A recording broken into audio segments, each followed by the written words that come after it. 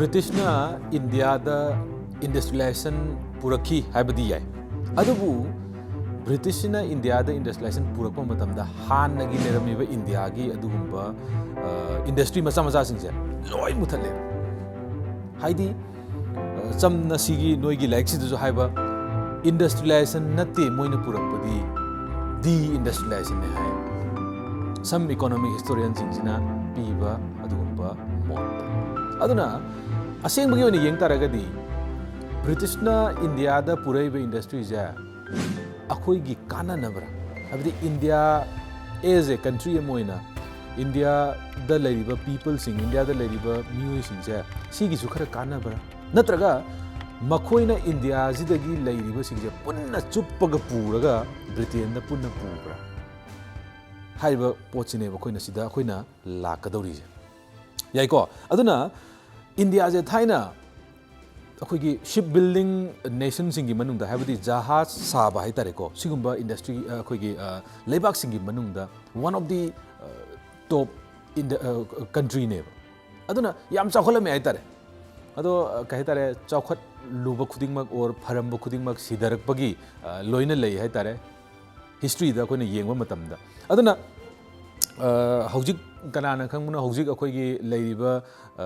USA oigera Britain oigera China oigera leiriba lebak singse amuk sidarakadoine yai ko sidarakadoine sure civilization khuding ma khai tare aduna akhoi India amuk kakhalak puju amuk kakhalakadoine hojik maina predict tawri adu amuk India sin amuk kakhala matung dum sidarakpagi matam mu sure lakhine aduna akhoi na kari haigine matamda India sida leiriba adugumba industries di thaina dagi akhoi age old tradition hai tare thai dei lere hai tare fi sabagi textile gi ko adagi pottery hebdi karino matamda sapu sabagi amadi bronze article kaya ma saram hai tare sine kadoba India gi thaina dagi ancient times dagi kadoba lere haiba sima lere aduna amuksu kadore in akhoi India da akhoi BRITISHna colonization hai tare akhoi loilum santokpa matam se sidaisda akhoi India gi handicraft production India gi thaina dagi leizaraba India gi khutsa haibagi fi sabagi adagi akhoi safu sabagi adagi akhoi tongan ba spinning gi hana dagi leiraba akhoi bronze ki adagi metal sarambagi metal ware hai tare ko spices ki leiraba khuding mak se sije ke droke matam da hana suk leiram da mong da ke doge matam da pura mutat ki bani ko sida sentence sab jana hai kare na India's handicraft production declined to a level that never happened before hai hana suklei lem da mong da pura mutat kre ko maru phukna mutat pagai ba adumaina aduna economic historian sing sina karmaina hairam ge hai matam da British sing sigi basic intention British sing sina pami ja India je karino matam da industrialization purak panatab India da leiramiba industry macha sing je si de industrialized to industry muthat pai tare aduga raw material India jidi kari haige matam da khoi karai ne India da leibu chekti sana gi marum ko i ga hai ni na da khoi matam do at that point of time khoi gi Marco Polo hai tare mana ke the China da khoi gi explore to go lakpa matam da mana iramba lairiga ma dai tare ko Marco Polo sina akoi India je am thagala me tare aduna tongan ba mana paruba hi magi hojiki iruba lairik to iramba lairik to adu thengna ruba paru mi singna kare ba ga India da ho upal di atia apakna wangi gan ha adagi India da kaino to ba turel di sana tare mani bukta tare ha pura akoi gi adu di India je kadai leigen thirak pane yanai ko India hai lam jidi mai taramani adu India chasi lao sine aduna Portuguese ko adagi Dutch kangbu Portuguese te ko Ronaldo hoigi mapu hai tare ko great kai ko adagi language je adagi Netherlands ki Dutch kangbu adagi kana lere English kangbu adagi British kangbu French kangbu paisale ine yai ko adumaina ngasai leiu kang Britain jingjina lehau bane Portuguese kangbu jingsina anambana akoi Calicut akoi Kerala Goa saijida anambana leire aduga France kangbu sina sona kangi site Madras rom site matam khara lei adagi leisu leime adu moigi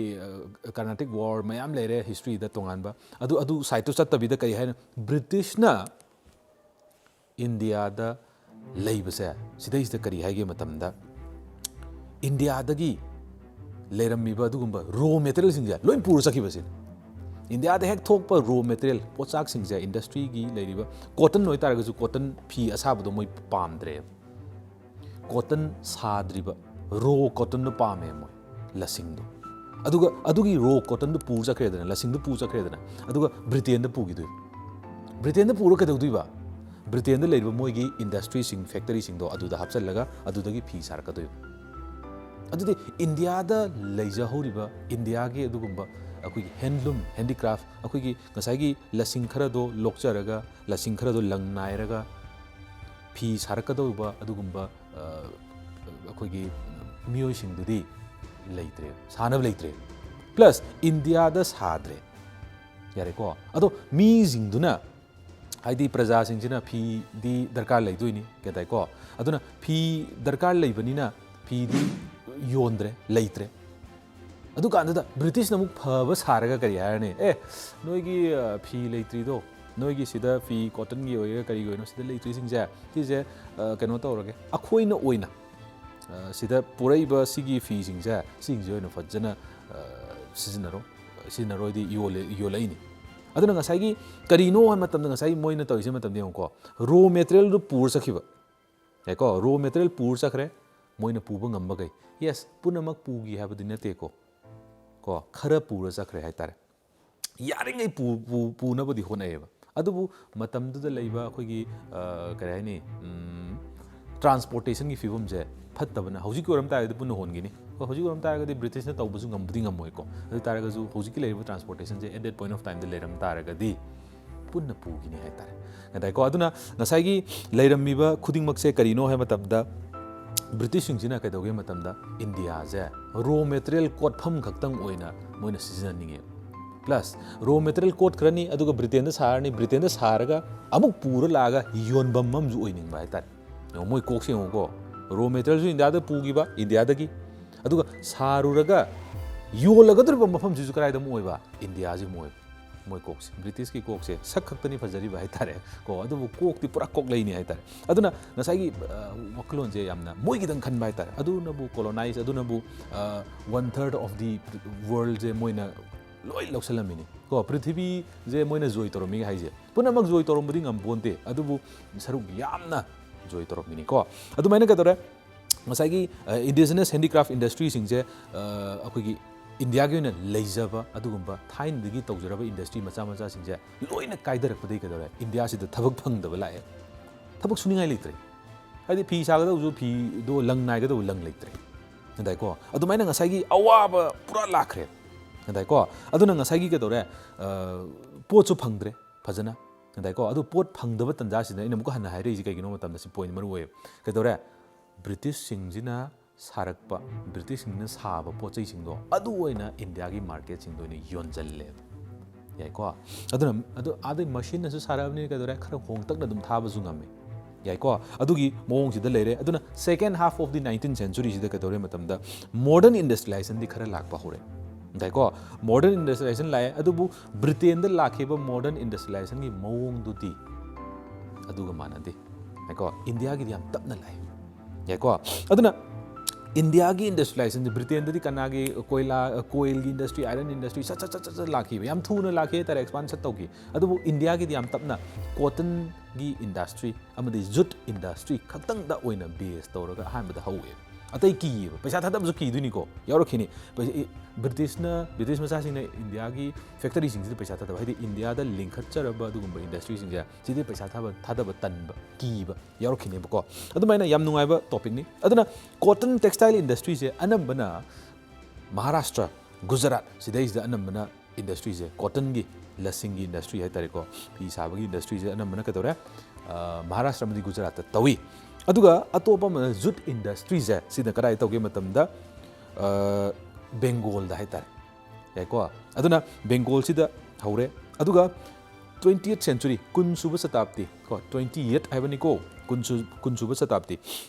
सिदा इसिदा iron अमसुंग steel industry से खरा खरा हौबा हौरे मरा ताबा हौरे Hattar iron industry Labni को खरा खरा अदुगा नसाइगी second world war को गी मतुंगदा Second World War matungdani ko ngasai sugar industry ga laiba cement ki ko yum sabagi cement ki industry ga laiba paper industry ga laije yam thengna lai ya ko aduna si baubuda lei akoi gi India gi akoi gi industry lei basida ya ko adubu ngasai na haigi budo kari haigi ba ngasai gi anova industry anova system modern industry ji labani akoi India da thaina gi industry lei si kaw ya dre ko haidi thaina gi industry age old tradition da akoi gi metal ware haita bronze ki si loina saba herame iron ore sungba khotpa loi herame aduna thaina akoi gi leiri je yai ko aduna India da haitare ko anu method kaya amasu lai aduna manual labor khutna suramba khutna saramba singje hojik industry machine jingna khara sinba hore aduga koigi hand operated tools haitare hand operate toramba du khusukulai kaya ama hojiti power operated machines kaya na kedaba bahut sindre yare ko aduga consequently sigi matungda India gi handicraft industry India gi oina yumda suzaramba asai Britain gi duga haifet adum manai ko habadi Britain gi juga dora yumda suzaramba adugumba handicraft industry sing yumda leramba adugumba yumda dum thabak suzaramba kangbu do karai da la hojik cha acho mill sing da acho factory da acho workshop to ina kadaba moise hongjal haita thabak sum thirei ni ko adumaina kadore masi myam ji lakpa sina kadore Khungang da leramba mising do anambana kada city musung town adu city musung town ji lakpana maram mora ka tawre masing ji henkale yare ko aduna thabak suramba kangbu hojik kadai da lae akhoi village da leramba khungang da leramba adugumba sing do kadai da lae thabak suning ba kangbu or thabak se hen na suning ba kangbu hai tare plus upai ji lek tab su dabju ya tab kari gi moina sujaramba mawong hana leramba mawong do pura kai re ta kanan thugai riba Britain thugai bani wari do loi haigre ko ningjang ko sat kok to dak hapchalu adumaina ka dore large scale production displaced many artisans aduna large scale production noi geo do yaram ngani large scale adi yang chauna pak sanna produce torokpa adudi industry sing sida chauna pochai je puthoro abanina ayama yumda thabak sujare phi sare aina phi sa matamda numit 10 change kuni change or even thamu change taragadi industry du factory du nongmuda phi dum yam sagalane ado aina sabaduga industry sarai duga paisa du di kadore ai gidi matam manga doini ai gi labor yawgodoini aduna aduda mayam paisa do hena tangane yai ko aduna ngasai gi kadore chauna pak sanna kadoba factory da sagalakpa mayam jina kadore artisan kaya amadi thabak supum leraktre yare ko sibabu lere aduga mu tasengna yenguragadi ngasai topic sigi mayai oirapta aina haigi bada kari haire India da leriba industry singja anambana cotton amasung jut ngaktane aduju mafam akoi gi kahitare khanba mafam khara khang haitare cotton na ngasai gi karaida Gujarat amadi Maharashtra yai ko aduga somna kanda mu karaida leiriba industry haitare India da laiba industry singje anambana koi selected region khara da khang haitare akoi gi karaida akoi gi cotton textile industry karaida Gujarat amsung Maharashtra ne hena lai linkhali haitare ahambada aduga jute industry Bengal da aduna masagi asigi mafam khara da khang jina industry lakpaduna India gi thaina dagi lerakpa dugumba अखोगी handicraft industry adagi leiriba dugum villages sing da leiriba khuding mak swiftly oina punamak sinba ngamba habdi oide hojik phaw dum ka dauri akhoi kon da fi saba dum mayam leiri ko aduna hojik phaw dum leiri hai tare handloom handicraft industry se aduna yam phajana chauna leiri hai tare ko yamna achouba dugumba akhoi sector ma oina aduna leire aduna sibaw leire aduga India da cotton textile industry je ngasai lakhibado adugi poto mati amtanga sida tawromge aduga jute industry duga adugi ani dumga losilamge ko aduna spinning wheel hadi langchakpagi ko amadi weaving on handloom jakoi gi fi sabagi kon da fi sabaje si thain de dum tawre hoji dum tawri ko aduga millions of people hoji dum kanari fi saba akoi gi kon da fi sari ba kholi hoji dum phajana tawnari hai tare ko aduna yanan bakram kan da lakhi ge matam bakram kan hauki ge matam 18 da lakhi 18 da hauki hai tare ko ado Kolkata da ko hauji chi Kolkata hare matam da Kolkata si da ka dore modern textile industry ko si je cotton mill lingkhat pa ihan han boina horakhibani ko karaida for the first time sida Boria cotton mill haiga ju khangnei ko Boria haiba mafum sida aduga matamduda akoina sije akoigi BRITISHna maruoina haugibani haitare ado asengba India machana paisa thada jaraga linkhat chagiba aduguma cotton mill lo karambano haitare gadi aduna muk Bombay ko haujigina Mumbai hairiba ko aduga 1854 sida oina linkhat chagibani India gi machana oina paisa thada jaba haitare ko adumaina asumai torokpasina British ki lejare British te handagi aidi hero ne aidi number 1 ne aidi anaibane lejabane ko adubu India macha sing ne paisa thadaraga linkat po khorokpasida British ki merchant sing haitare British ki koigi lalotik tawjaba kambu thamoi kayam kai gi haitare karigi thamoi kai bino haitare gadi akhoina ada or adagi sarga purakpa ko adagi sida akhoina sajaba akoina paisa thada jaraga akoina linkhat chaba industry sing dei sajaba pochai sing ja sije leibi ro haitare kaigino India gi ju sagale haitare aduna ais adudi kamai toksige akoi lalotik to matam da kamai toksige khale dai ko aduga matam duda British kangbu ko siju British singju akoi kare ani yamna mowong am da leinai haitare ko hadi India da sasan toroga leiba haitare East India Company gi leiriba British sing dai ko amadi Britain da leiriba British sing yongo British ani soraba aduga muke dore lalotik tawriba British sing British ahum suraba aduna British singja kaidauge matamda ngasai leiriba mong sida British macha sing lalolitik tawriba kangbu sine ngasai moidane sokleije karena hais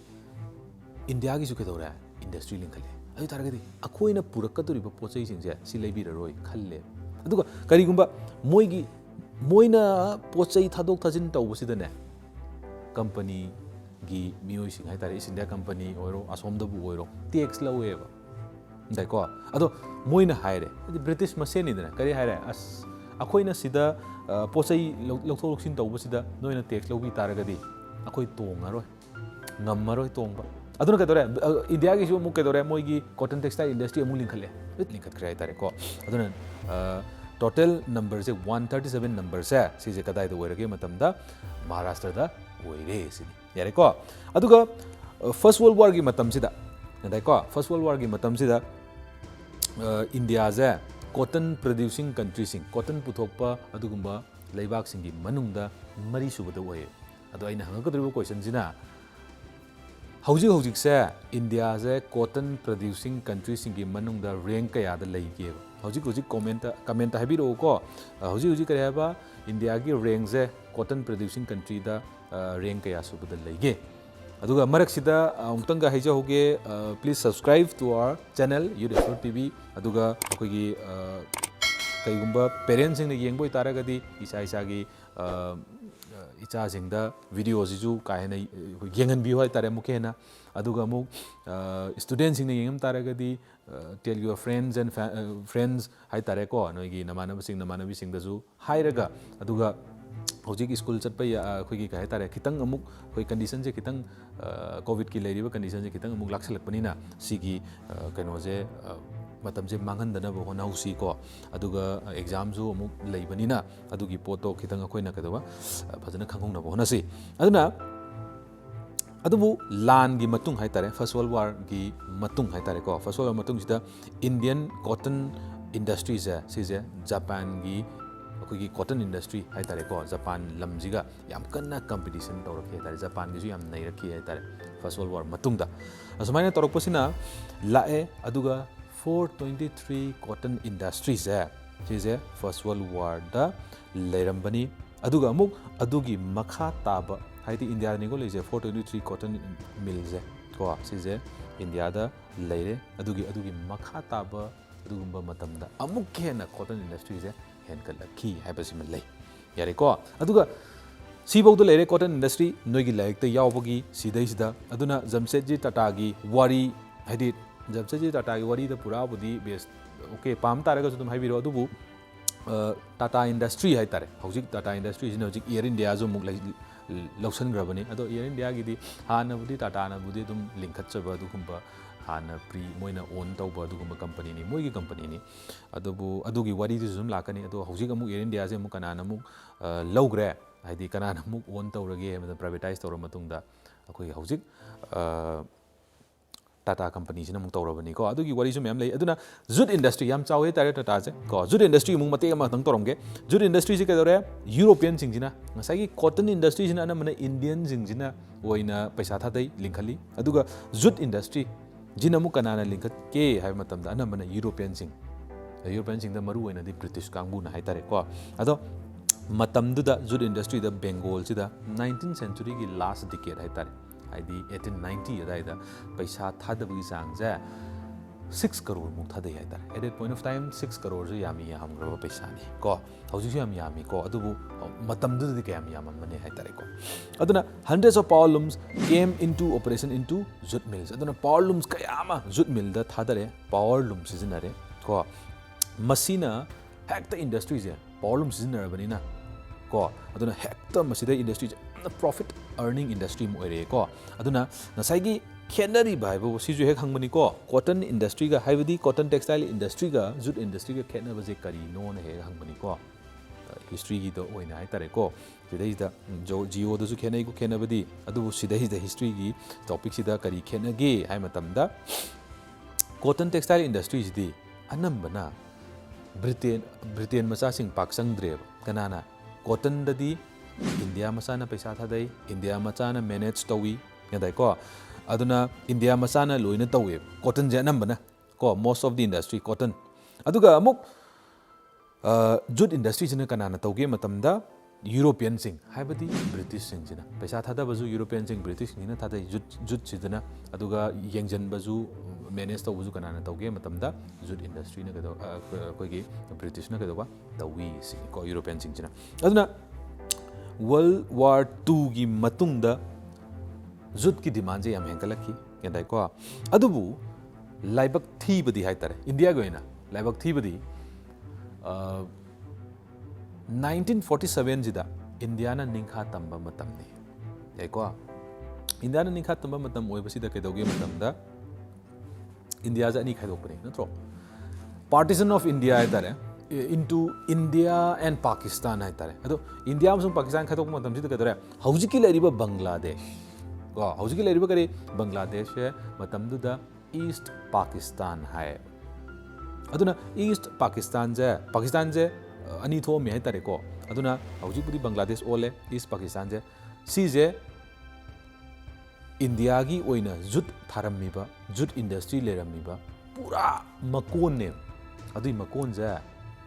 1947 जिदे कदोरे खाइदो खिबा मतम दे India Pakistan खाइदो खिबा मतम दे कदोरे पूरा 75% मुक्से जुट industry जुट हौबम जुट थाबम जुट की industry लिंखतफम जुट इंडस्ट्री ओइबम फम जे पूरा 75% जे कराइदा ओइना लेग्रे है मतमदा बांग्लादेश तोइना लेग्रे याको अदुना सीगी इंडिया सिदा हाय तारे इंडिया दा मांगजा हौबा हाय तारे को याको अदुना सीबौद लेरे अदुना कॉटन टेक्सटाइल इंडस्ट्री जुट इंडस्ट्री अनि सिदा खेनाबदो करिनो खंगु आबदी 1 मार्क ता हंगसु याय 2 मार्क्स ता हंगसु याय याको अदुगा कॉटन टेक्सटाइल इंडस्ट्री कमदौना लाखेबगे खोगी write a brief description on the cotton textile industry has you know explain the coming up of cotton textile industry in India has you 3 marks 2015 da jo hangrabani aduna sigi chapter is 3 marks adun hangdau lairabani haidi chi question je ma hangare aduna te and 3 marks ki oina leiba aduma chapter oibani na 3 marks ne 2 marks ne 1 mark eko handak ki oina ni ko haise handak ki 2000 kaino ki metric thagado wo kambugi hetare hojik anoba syllabus ta hetare kakhiba deleted koi khara reduce minimize syllabus to da hetare ko aduna sibaudu leire aduna mayam haibiro aduga comment su hairo kari kamai tawi gyan taba wakhal taba tadaba aduga hena interact tawna bagi damakta tawsi aduga khudong charagadi ai class se live oina taruna bohna jage ado khudong sa daba hojik khara leiri hetare ado khudong saba mayam ngai minasi aduga isor khuruminasi aduga safe oina leibiu aduga laikana pabiu honabiu aduga aina ngasai haijagibudo khogi Facebook tazu akoi hojik sigi ꯀ꯭ꯂꯥꯁꯁꯦ ꯑꯩꯈꯣꯏꯅ ꯃꯃꯥꯡꯗ ꯇꯧꯈꯤꯕ ꯑꯩꯈꯣꯏꯒꯤ ꯀ꯭ꯂꯥꯁꯁꯤꯡ ꯐꯦꯁꯕꯨꯛꯇꯁꯨ ꯑꯩꯈꯣꯏꯅ upload ꯇꯧꯕ ꯑꯩꯈꯣꯏ ꯍꯧꯖꯔꯛꯑꯅꯤ ꯑꯗꯨꯅ ꯐꯦꯁꯕꯨꯛꯀꯤꯁꯨ ꯑꯩꯈꯣꯏꯅ ꯂꯩꯔꯕꯅꯤ ꯍꯥꯏꯇꯥꯔꯦ ꯌꯨꯇ꯭ꯌꯨꯕꯇ ꯌꯦꯡꯕ ꯀꯩꯅꯣ ꯇꯧꯕ ꯇꯥꯔꯒꯁꯨ ꯐꯦꯁꯕꯨꯛꯇꯁꯨ ꯑꯩꯈꯣꯏ ꯂꯩꯔꯕꯅꯤ ꯐꯦꯁꯕꯨꯛ ꯄꯦꯖ ꯑꯩꯈꯣꯏ ꯌꯨꯠ ꯑꯦꯛꯁꯄ꯭ꯂꯣꯔ ꯇꯤꯚꯤ ꯍꯥꯏꯅ ꯑꯗꯨꯝ ꯂꯩꯖꯕꯅꯤ ꯑꯩꯈꯣꯏ ꯐꯦꯁꯕꯨꯛ ꯄꯦꯖ ꯑꯩꯈꯣꯏ ꯂꯤꯡꯛ ꯃꯈꯥꯗ ꯑꯗꯨꯝ ꯄꯤꯖꯔꯝꯒꯦ ꯑꯗꯨꯒ ꯃꯌꯥꯝꯗꯨꯗꯁꯨ ꯐꯣꯂꯣ ꯇꯧꯕꯤꯌꯨ ꯂꯥꯏꯛ ꯇꯧꯕꯤꯌꯨ aduna thank you so much for watching this class and I hope you enjoy this class aduga stay safe and stay home thank you